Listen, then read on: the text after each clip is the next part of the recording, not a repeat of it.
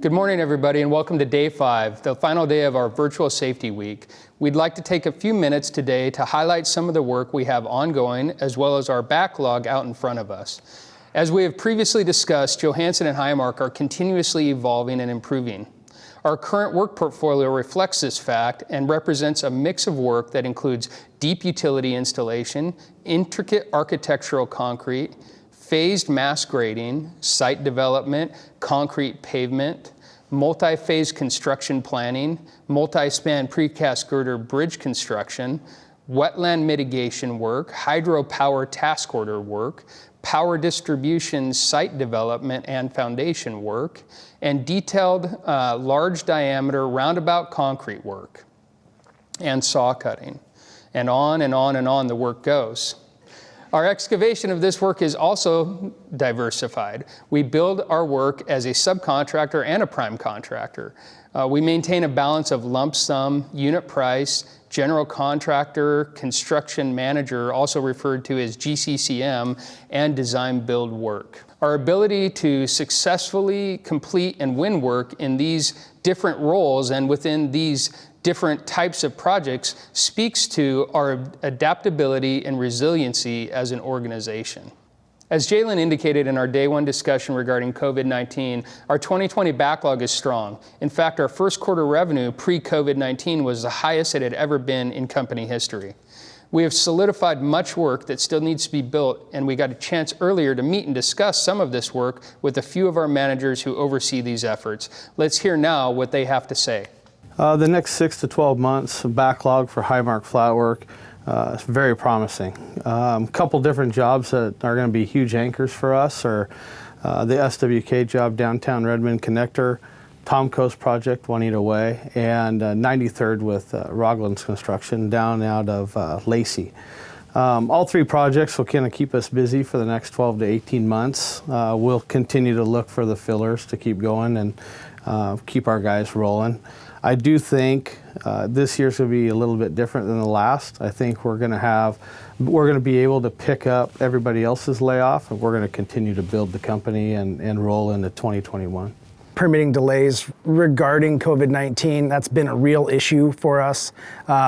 Cities up and down Puget Sound have been really slow to respond to permitting requirements by owners and general contractors, and it's had a true impact on us being able to start some of this work. We have a great backlog of work with some really great clients that we look forward to building this year. And the delays have impacted us for sure, but we have turned a corner recently and we're looking forward to building all that work. Now we can see a clear path on starting it. We had a pre-con today. We're gonna start that work next week, and some of the bigger stuff's coming around and going as well. Excluding the IFCR, which is our flagship project, we've got a number of projects coming up, which is starting right now. We have a job for the City of Bellevue on Westlake Sammamish Drive, or Parkway, where we're doing a concrete fascia wall on a soldier pile wall. We've done a number of those in the past, and it's kind of a niche market for us. Also, coming up, starting up here later this fall, we've got a job within City of Bellevue, but for Puget Sound Energy. We're a subcontractor to Johansen, where we're doing some cast-in-place walls and kind of some unique isolation structures for some of the PSE equipment. Kind of a neat little job. Some engineering complexities that we don't necessarily do all the time, so it's kind of different for us. And then a little job in Kenmore, where we're doing some cast-in-place walls again. So it keeps people busy through the winter. So fall, winter will be pretty busy, in addition to the work ongoing at IFCR. So some of the key attributes that our team will need to focus on now and in the future is continued growth brings the need for new employees, and we need to be willing to train and focus on training so that the new generation that is going to support our projects is going to have the knowledge to do so. That is a key element, and one that I think our industry as a whole is faced with. I think another key attribute that we all need to be concerned with is the company culture, and maintaining a good company culture, one that will speak for itself. let everybody know that Johansson's a company that is someone that you can start a career in and end up having growth in your career, and then spread that word of mouth throughout the industry so that we can obtain and retain valuable employees to help build in a very competitive environment. And then also continue to focus on some of the competitive nature of our work and by leveraging technology and embracing new things that come out on the market and being innovative in that fashion. Now, prior to building the work, we have to estimate the work and be awarded the contract. Estimating the work relies heavily on production history that comes from the foreman and project management team. Daily time card entry and quantity tracking through Heavy Job is essential to our continued success in estimating and winning work. We use this information every day in our estimating efforts at Highmark and Johansson. Each year, Highmark produces on average over 350 estimates ranging in size from a few $1,000s to several $1 million. Given the fact that there are approximately 250 workdays per year, this means we average about 1.5 estimates per workday every day, a remarkable statistic when you consider it. Johansson's estimating efforts are similarly impressive. Over the past 5 years, Johansson has estimated on average approximately $300 million per year. As you might expect from the diverse backlog we maintain, these estimating opportunities come to us in all shapes and sizes and from a variety of sources. Some of the most reliable and rewarding of these opportunities are presented to us on recommendations made from individuals we have worked for or with in the past. It is these words of mouth or reputation type of referrals that we are most proud of. Our reputation as a high-quality contractor who provides turnkey solutions efficiently, on time, and most importantly, in a safe manner is something that we should all be proud of as a member of this team. When a client says that they like working with Highmark or Johansson, what they really mean is they like working with the people who represent these companies. These comments and referrals are a direct reflection on the positive work that the men and women working for this organization exhibit day in and day out. This has been a great week.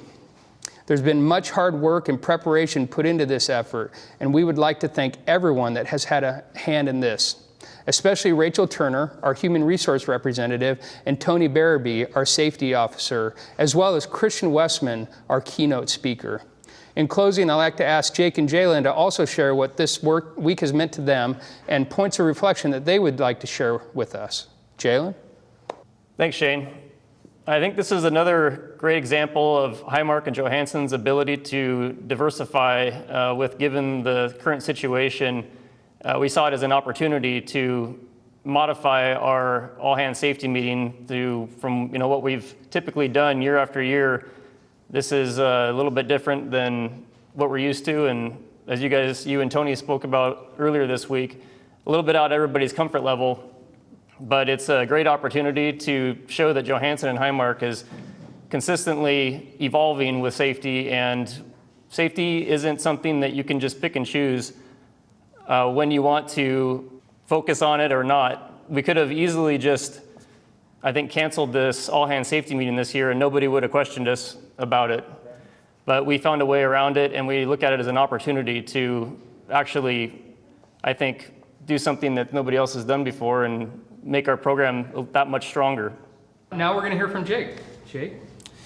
Thanks. I just want to, again, thank Shane, Rachel, and Tony for their hard work. I know COVID-19 has been very tough, and finding this alternative to our annual safety meeting is a testament to how strongly we feel about safety, and I just want to thank you, and hopefully everyone gets as much out of this as they do with our regular annual meeting. So thank you. Yeah, I appreciate that, man. We kind of talked about this throughout this week, is that, this is a really unnatural environment for us, right? Especially as construction guys, like you, Jalen, myself. I mean, we grew up in the trenches, like we were out in the field, right? And it's just, through a lot of hard work and time that we find ourselves sitting here, and it feels weird to be sitting in front of these cameras like this, It's completely unnatural, but it's I think it's a testament to you. I think it's a testament to Jalen and to the rest of our company as well, is that our willingness to put ourselves out there for our employees, and take the time to talk about safety. I think it's one of those things that I commend you for getting out here and sharing your thoughts and your feelings with everybody on this camera, and Jalen as well. I really appreciate you guys taking the time, not just, your time, but also financially supporting this effort, to put a message out to our employees, and to be an example of safety. We hope that this week has been meaningful, that there's been opportunities for each of you to reflect on your own safety performance, and I hope that you found something that you can take and internalize, that you can be safer at work and also at home. That's part of our effort here is we want people to be safe all the time, not just while they're working for us, but when they go home and take these things to their families as well. So we appreciate everybody taking the time to tune in this week, and we hope to see you next year at our next all hands safety meeting and out on a job site in the near future. Thank you.